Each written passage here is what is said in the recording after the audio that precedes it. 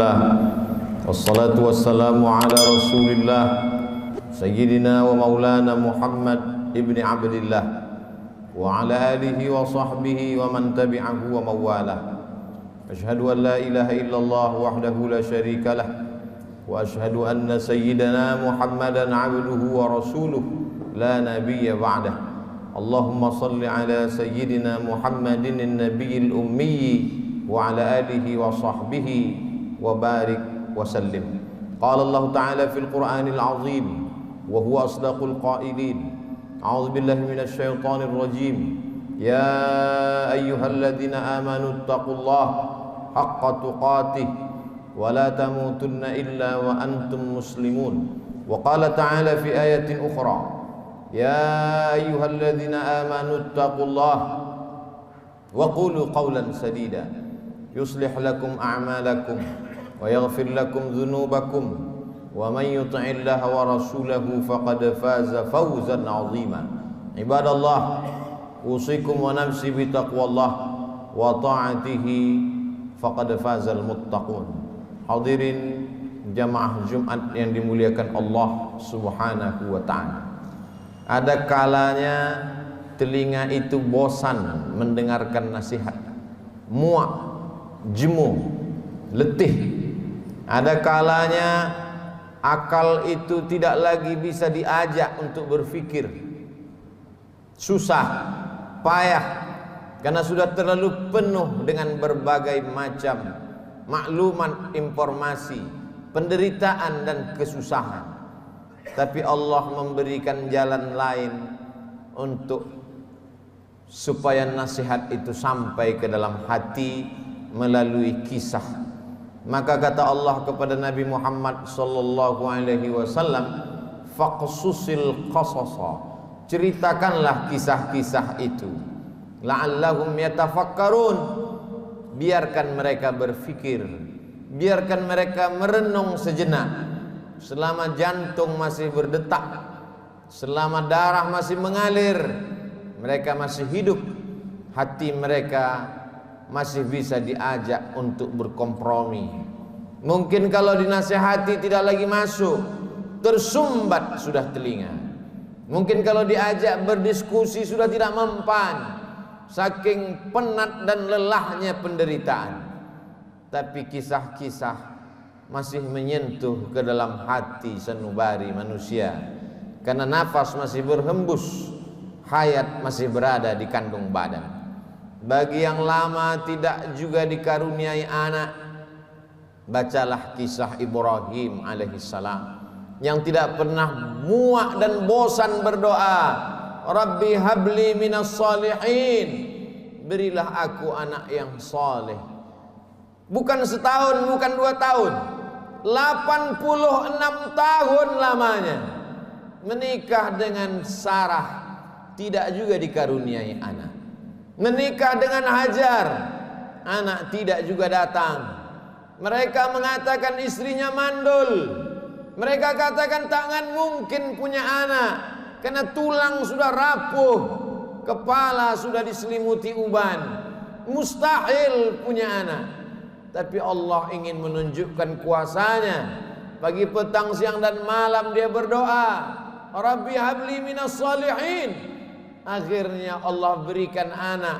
Bukan cuma istrinya yang muda itu yang melahirkan anak, istri yang dikatakan semua orang mengatakan takkan mungkin punya anak, mustahil punya anak.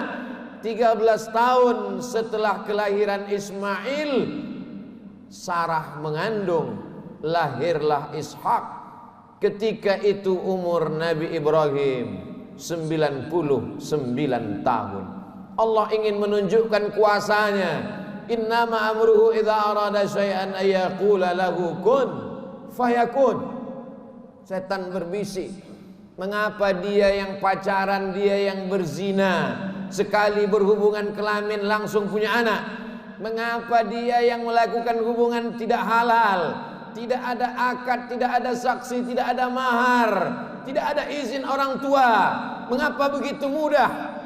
Memang itulah kerja setan. Alladzi waswisu fi sudurin nas la'atiyannahum min baini aydihim aku akan datang dari depan, wa min khalfihim, dari belakang, wa an aymanihim, dari kanan, wa an syama'ilihim, dari kiri.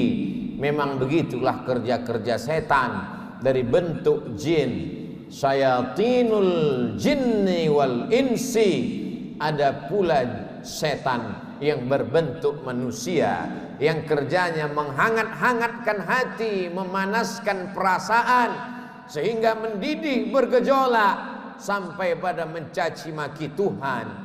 Beristighfarlah, minta ampun kepada Allah. Bacalah kisah-kisah mereka, bagaimana susahnya Nabi Zakaria berdoa kepada Allah, Rabbi habli min ladunka dzurriyyatan thayyibah, berilah aku keturunan yang baik-baik ya Allah.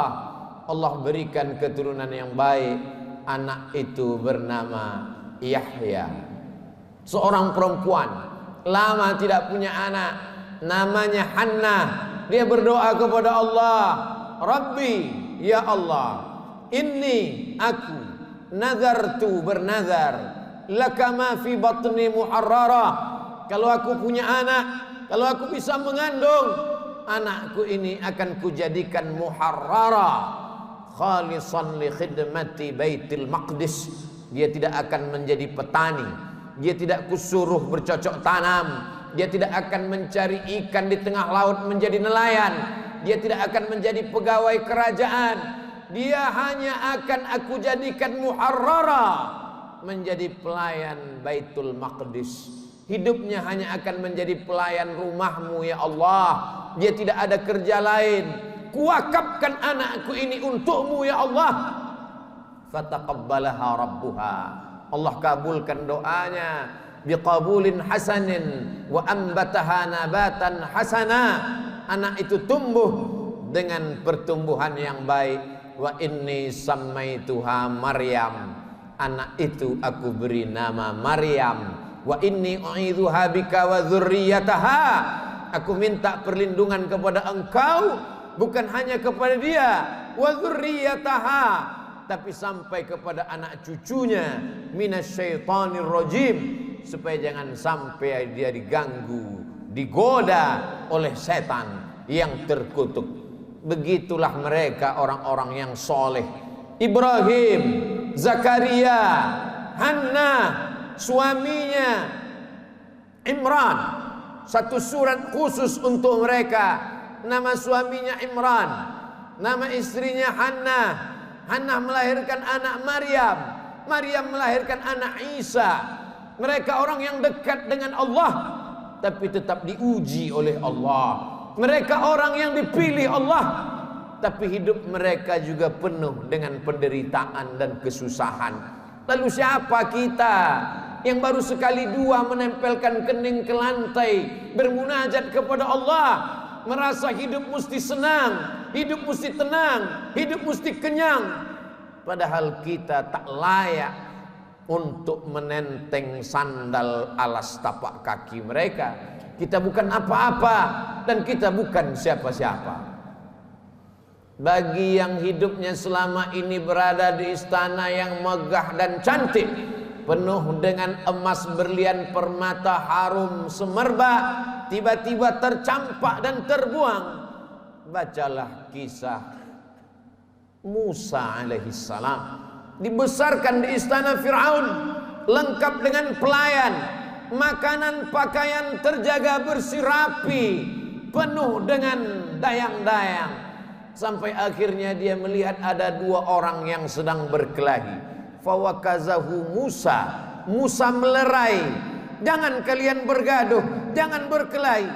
Tapi kedua orang ini tidak juga menghentikan perkelahiannya. Fawakazahu Musa, Musa meninju dan memukulnya. Orang yang dipukul itu mati, dan kebetulan yang mati itu adalah masyarakat kelas atas, masyarakat keluarga Fir'aun. Musa takut, dia pergi bernaung di bawah kayu yang rindang sambil berpikir meninggalkan istana Fir'aun yang megah, gagah, perkasa. Ketika Nabi Muhammad SAW Isra Mi'raj, Nabi melihat dari Burak turun ke bawah.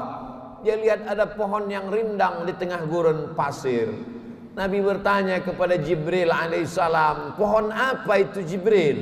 Jibril menjawab, itulah pohon tempat bernaungnya Musa alaihissalam ketika dia terusir dari istana Fir'aun. Ayah tidak ada, ibu tidak ada, istri tidak punya, anak apalagi, sebatang kara, terbuang jauh dari istana. Satu-satunya berpegang teguh hanya kepada Allah. Orang yang bersama dengan Allah hatinya menjadi ramai walaupun dia di tengah kesunyian. Orang bersama dengan Allah dia bahagia walaupun dia dalam kesusahan dan penderitaan. Orang yang bersama dengan Allah tak pernah putus asa. Bersama dengan harta akan binasa, bersama dengan kemegahan, kemuliaan, jabatan akan berakhir. Bersama dengan dia, siapa dia? Al-Hayyu Maha Hidup. Bersama dengan dia, siapa dia? La ta'khudhuhu sinatun wala naum. Dia yang tak mengantuk dan tidak tidur. Ternyata itu hanya skenario Allah. Allah ingin melepaskan Musa dari kungkungan harta benda, dari cengkraman kekuasaan Fir'aun terlaknat. Allah ingin mempertemukan Musa dengan guru yang bijaksana, Syuaib namanya. Dari kejauhan Musa melihat orang ramai. Ternyata mereka ngantri untuk mengambil air di sebuah sumur tua yang pintunya tertutup batu yang besar. Tidak sanggup mereka menggeser batu itu walaupun mereka berkumpul beramai-ramai. Musa dengan kekuatan yang dititipkan Allah menggeser batu itu. Dengan mudahnya tutup sumur terbuka. Nabi Musa melihat ada perempuan yang jauh di barisan belakang. Dia panggil perempuan itu untuk mengambil air. Ternyata perempuan itu membalas budi Musa. Dia mengajak Musa untuk berjumpa dengan ayahnya, karena ayahnya lama mencari pengembala kambing. Apa kata si anak? Inna khaira man ista'jartal qawiyul amin. Kalau kau ingin mencari pengembala kambing ayah, selama ini kau susah mencari anak muda, pilihlah anak muda ini. Dia orangnya jujur dan amanah. Dari mana kau tahu dia jujur? Ketika dalam perjalanan tadi aku di depan, dia di belakang. Angin bertiup kencang, pakaian lekuk tubuh terlihat. Dia suruh aku ke belakang, dia ke depan, karena dia tidak ingin melihat yang dilarang Allah.